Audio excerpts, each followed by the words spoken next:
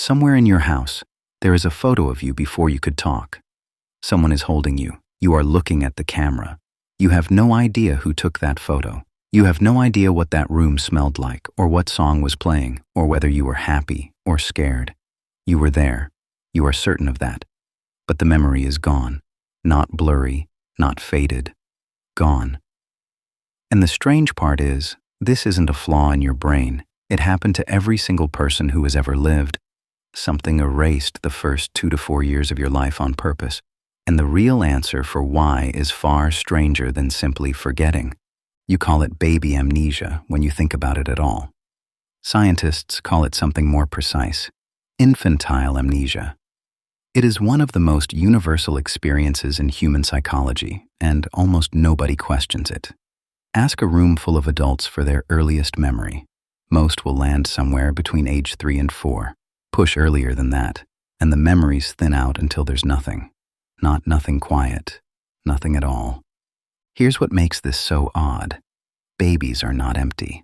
A 6-month-old can recognize its mother's voice from across a room. A 9-month-old can learn that kicking a mobile makes it jingle and remember that trick weeks later. Toddlers absorb an entire language in about 18 months, a feat that would take an adult years of study. Your brain, as an infant, was not a blank slate. It was working overtime. So, why does none of it stick? The first serious answer came from an unlikely place. Sigmund Freud, working in Vienna over a century ago, was the person who coined the term infantile amnesia. His explanation, though, was almost entirely wrong.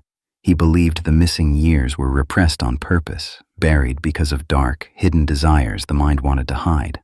For decades, psychologists half believed him, because no one had a better theory. Then developmental scientists actually started studying infants directly, instead of theorizing about them from a couch.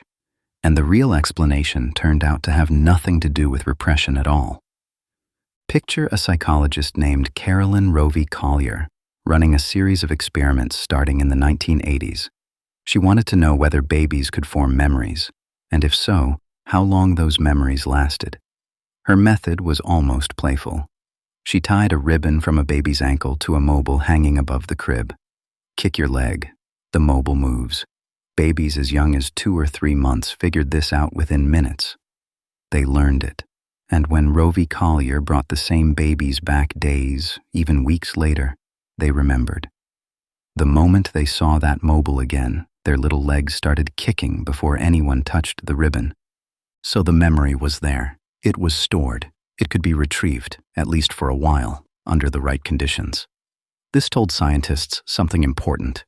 Babies are not incapable of memory. Something else is happening. The problem isn't storage. The problem is access. Here's where the story gets stranger. Deep inside your brain sits a structure called the hippocampus, curled like a seahorse just behind your temples.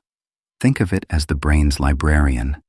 Not the place where every memory lives permanently, but the system that catalogs experiences and files them so you can find them again later. Without a working hippocampus, you can still learn skills, still feel emotions, still react to the world. But you can't build the kind of memory you could later describe in words. You can't say, "That happened to me, on that day, in that place." In a baby, the hippocampus is still under construction. Not absent.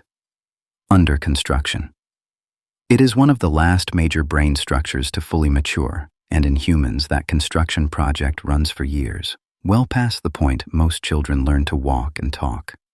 New neurons are still being added to it at a startling rate during early childhood, and that fact, it turns out, might be the real culprit.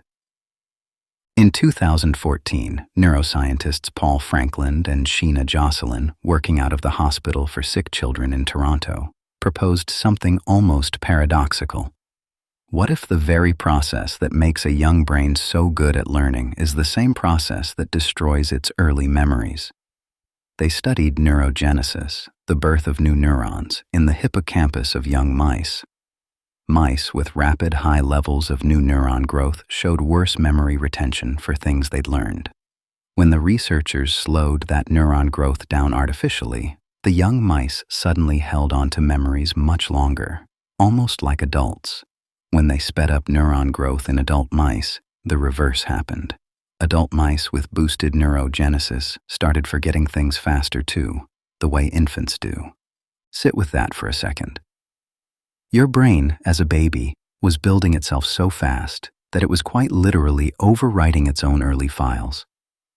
Every new neuron wedging into the hippocampal circuitry may have been rewriting the wiring that older memories depended on, not because your brain failed, because it was too busy growing to keep the receipts. There's a second piece to this puzzle, and it has nothing to do with neurons. It has to do with language. Psychologist Patricia Bauer has spent decades studying how children form and later report memories, and her research points to something crucial. To build the kind of memory you can access as an adult, a memory with a beginning, middle, and end tied to a specific time and place, you need a scaffold to hang it on. That scaffold is largely narrative. It's language. A sense of self that exists across time. A toddler who cannot yet say I, who cannot yet organize the day into before and after, doesn't have the mental architecture to store an experience as a story. And a memory without a story is a memory that is almost impossible to retrieve later, even if some trace of it still exists somewhere in the brain. So here is what was actually happening in those lost years. Your hippocampus was mid-construction, flooding itself with new cells faster than it could file anything permanently. Your sense of self, the narrator that turns raw experience into I remember when, hadn't fully switched on yet. Between those two gaps, your first memories didn't get erased so much as they were never given a stable place to live in the first place. Now here's the twist that should genuinely unsettle you. This isn't something that only happened to you once, in infancy, and then stopped. The same neurogenesis process that wipes out baby memories continues at a much slower rate in your hippocampus right now. Adults grow new hippocampal neurons too, just far fewer of them, which raises an uncomfortable question researchers are still chasing.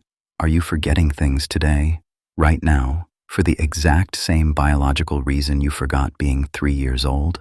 Is ordinary adult forgetting just a slower, quieter version of the same demolition and rebuilding project? There's a modern mirror to all of this, and you've probably lived it without noticing. Think about how differently you remember a chaotic, information-packed week versus a slow, uneventful one. Weeks crammed with new experiences, new people, new places, tend to compress in memory, oddly thin considering how much happened. Meanwhile, a quiet week with nothing much going on can somehow leave clearer, more specific memories. It mirrors, in miniature, exactly what happened to you as an infant. Rapid growth and rapid change come at the cost of retention. Your brain trades depth of memory for speed of learning, then and now. There's something almost generous about this trade if you look at it the right way. An infant's brain isn't failing to remember. It's prioritizing. It is spending nearly all of its resources learning how to see, how to move a body it doesn't yet control, how to recognize faces, how to parse sound into language. Holding on to a detailed narrative memory of Tuesday afternoon simply isn't the priority when the entire operating system is still being installed. You weren't unlucky. You were, for those first few years, a brain so busy becoming a person that it didn't have room to also keep a diary. So the next time you look at that photo of yourself as an infant, the one you can't place into any memory at all, consider what was actually happening behind those eyes. Not nothing, not a blank, the opposite. A brain working harder and faster than it ever will again, building itself in real time, one neuron at a time, at a pace so relentless that it left no room to look back. You weren't there in the way you think of being there now. You were something more like the construction crew, and the building it left behind is the only proof that you ever showed up at all.